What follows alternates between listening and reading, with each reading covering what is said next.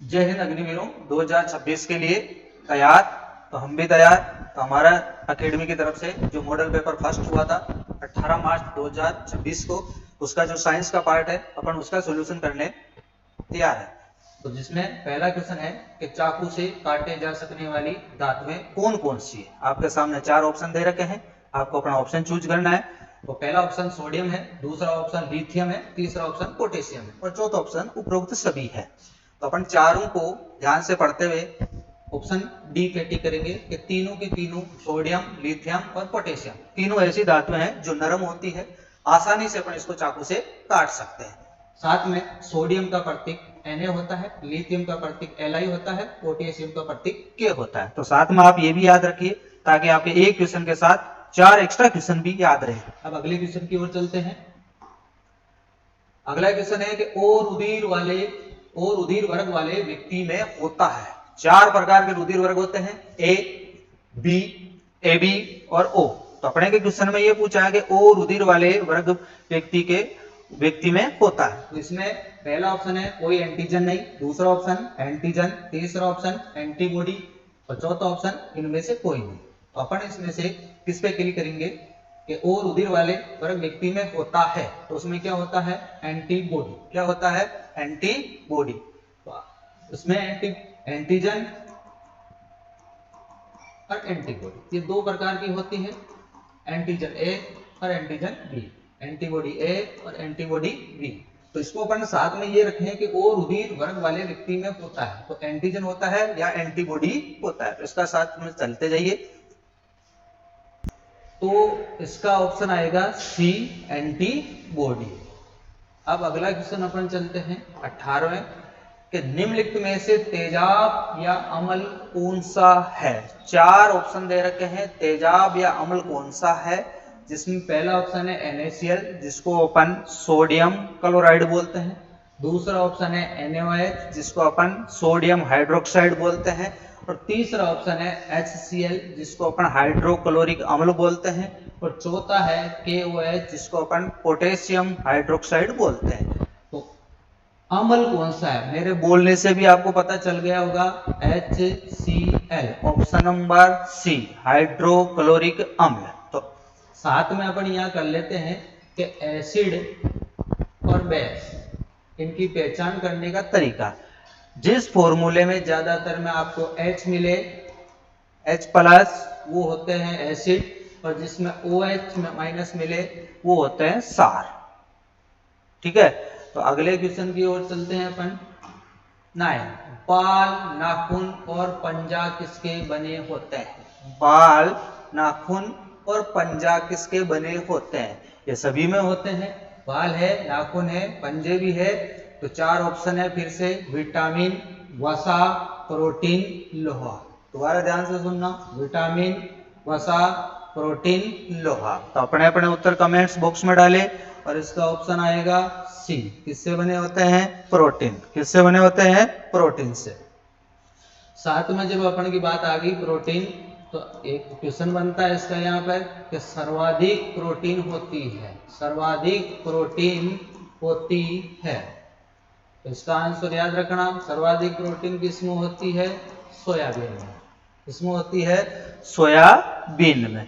उसके बाद second, first number ये आता है, सेकंड नंबर आती है दालें। सेकंड नंबर कौन आती है, दालें। यहां तक ओके, आगे चले।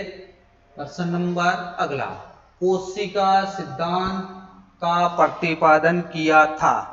कोशिका सिद्धांत का प्रतिपादन किया था। यहां पर भी फिर 4 ऑप्शन, पहला रॉबर्ट ब्राउन, दूसरा पुरकंजे, तीसरा स्लाइडेन और सवान, चौथा विर्चो। चौथा कौन है, विर्चो। तो अपने उत्तर कमेंट्स बॉक्स में डाले। अपनी तरफ से इसका उत्तर क्या मिलेगा आपको, सी, स्लाइडेन और सवान। स्लाइडेन और सवान। इसके साथ ही अपन 2 क्वेश्चन और कर ले हैं। पहला कि पादप कोशिका सिद्धांत, पादप कोशिका सिद्धांत किसने दिया था। साथ में जंतु कोशिका सिद्धांत, जंतु कोशिका सिद्धांत ये किसने दिया था। तो अपन का जो ऑप्शन आया है स्लाइडेन और स्वान, इसमें दो वैज्ञानिक है, दोनों को अपने को अलग अलग करना है, कौन किसका है वो देखते हैं। कि पहला है कि पादप कोशिका सिद्धांत, तो पादप कोशिका सिद्धांत देने वाले वैज्ञानिक थे स्लाइडेन। कौन थे? स्लाइडेन। और दूसरा है जंतु कोशिका सिद्धांत, जिसको देने वाले थे स्वान। कौन थे? स्वान। ठीक है। रॉबर्ट ब्राउन जो थे उन्होंने किसकी खोज करी थी? केंद्रक की। किसकी करी थी? केंद्रक की। और विर्चो है, उन्होंने क्या किया था? कोशिका विभाजन। क्या किया था? कोशिका का विभाजन किया था। तो इस प्रश्न के साथ अपने 4 प्रश्नों के और भी आंसर आपको मिल गए हैं, तो इनको भी नोट करते जाइए। अगला क्वेश्चन, प्राथमिक रंग कौन कौन से हैं? प्राथमिक रंग कौन कौन से हैं? तो इसमें आपके बहुत सारे 4 ऑप्शन है, जिसमें अलग अलग दे रखे हैं। जैसे पहला दे रखा है लाल, नीला और हरा। दूसरा ऑप्शन है संतरा, नीला और पीला। तीसरा ऑप्शन है लाल, नीला और पीला। इनमें से कोई नहीं। तो इसका प्राथमिक रंगों का एक शॉर्ट फॉर्मूला होता है, जिसको अपन अपने सीखने के रूप में इसको पढ़ते हैं हनीला। क्या पढ़ते हैं? हनीला। तो हनीला में है से बन गया हरा, नी से बन गया नीला और ला से बन गया लाल। हरा, नीला और लाल। तो आपको कौन से ऑप्शन में हरा, नीला और लाल दिख रहे हैं? तो ढूंढो। तो पहले ऑप्शन में लाल, नीला और हरा, ये जो रंग होते हैं प्राथमिक रंग होते हैं।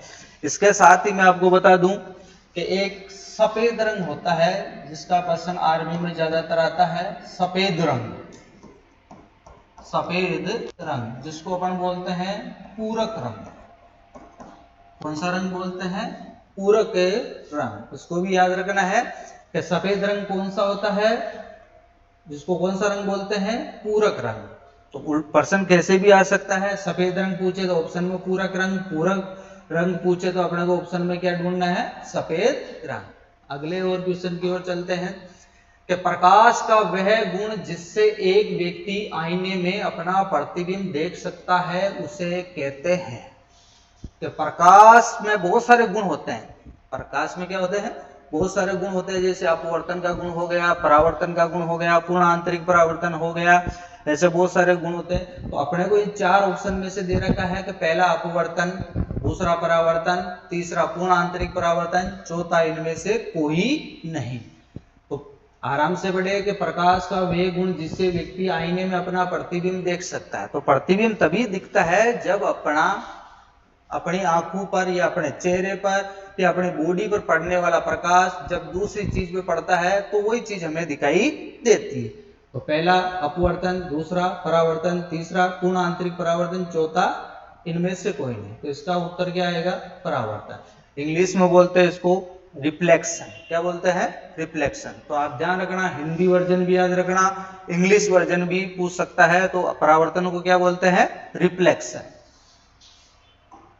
अगला क्वेश्चन चलते हैं एटीपी। अगला क्वेश्चन क्या है? एटीपी। एटीपी का पूरा नाम पूछ रहा है। एटीपी।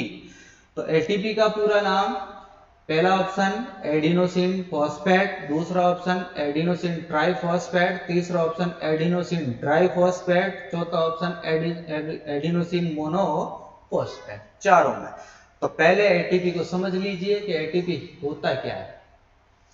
एटीपी एक प्रकार की ऊर्जा है। एटीपी एक प्रकार की क्या है? ऊर्जा है। और ये जो एटीपी ऊर्जा होती है, ये सेल के अंदर होती है, मतलब कोशिका के अंदर होती है। इसके अंदर होती है कोशिका में। और कोशिका के अंदर कौन सा अंग है जिसके अंदर ये होती है? जिसको अपन बोलते हैं माइटोकॉन्ड्रिया। क्या बोलते हैं? माइटोकॉन्ड्रिया। इसके अंदर जो होती है वो होती है एटीपी, ऊर्जा के रूप में। इसीलिए तो इसको पावर हाउस कहा जाता है, शक्ति गृह कहा जाता है। किसका? कोशिका का। तो ए का मतलब होता है एडिनोसिन, टी का मतलब होता है ट्राई, एफ का मतलब होता है फॉस्फेट। पी का मतलब क्या होता है, फॉस्फेट। तो इसका पूरा नाम हो गया एडिनो ट्राई फॉस्फेट। तो कौन सा ऑप्शन मिलता है, दूसरा, एडिनोसिन ट्राई फॉस्फेट। इसके साथ में आपको ये भी याद रखना है कि एटीपी क्या है, ऊर्जा है, किसमें ज्यादातर, कोशिका कौन से अंग में, माइटोकॉन्ड्रिया में होती है। अगला क्वेश्चन, ऑल्फैक्टो रिसेप्टर संबंधित है, ऑल्फैक्टो रिसेप्टर संबंधित है। तो चार ऑप्शन है, ऑप्शन भी अजीब अजीब दिख रहे हैं। तो पहला है कि सूंघने की शक्ति, सूंघने की शक्ति, दूसरा है छूने की शक्ति, तीसरा है देखने की शक्ति, और चौथा है सुनने की शक्ति। ये इंग्लिश नाम लिख रखा है यहाँ पे, ऑल्फैक्टो रिसेप्टर, ऑल्फैक्टो रिसेप्टर। तो इसका चारों ऑप्शन में से कौन सा आएगा, सूंघने की शक्ति। ये क्वेश्चन थोड़ा सा ध्यान रखना है, इस बार ज्यादा आने के चांसेस लग रहे हैं। अगले क्वेश्चन की ओर चलते हैं, जिसमें आपको मिलेगा कि जब लिटमस पेपर पर एसिड की एक बूंद डालते हैं तो, लिटमस पत्ता,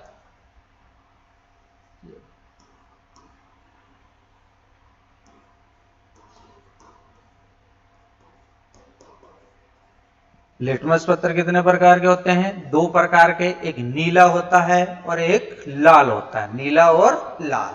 अब अपन को क्या करना है कि इस पेपर पर, जब लिटमस पेपर पर एसिड की एक बूंद डालते हैं तो क्या हो जाता है, कौन किस में बदल जाता है। पहला ऑप्शन, ये लाल से नीला हो जाता है, दूसरा ये नष्ट हो जाता है, तीसरा ये नीले से लाल हो जाता है, चौथा इनमें से कोई नहीं।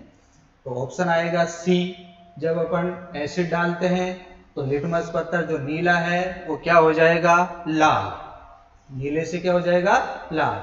और लाल से नीला किस में होता है, शार्क में, लाल से नीला किस में होता है, शार्क में, नष्ट किसी में ही नहीं होता है।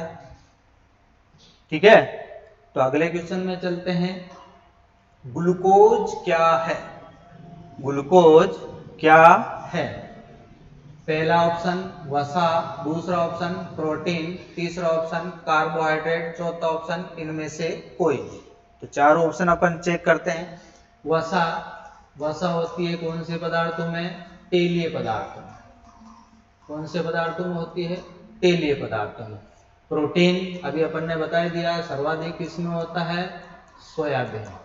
अपन ने इसमें बताया भी था, नाखून, बाल और पंजा, इनमें सर्वाधिक होते हैं। तो अगला है, चौथा ऑप्शन क्या है, कार्बोहाइड्रेट, तीसरा ऑप्शन क्या है, कार्बोहाइड्रेट। तो ग्लूकोज क्या है, एक प्रकार का कार्बोहाइड्रेट है जिससे अपने को ऊर्जा मिलती है।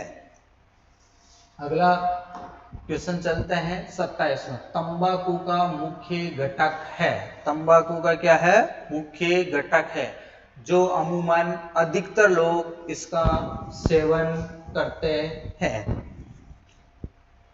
तो पहला ऑप्शन है आर्सेनिक, दूसरा ऑप्शन है निकोटीन, तीसरा ऑप्शन है मॉर्फिन, चौथा ऑप्शन है इनमें से कोई नहीं। तो अपने अपने आंसर कमेंट्स बॉक्स में डालें। इसका ऑप्शन आएगा बी, तंबाकू में क्या होता है, निकोटीन।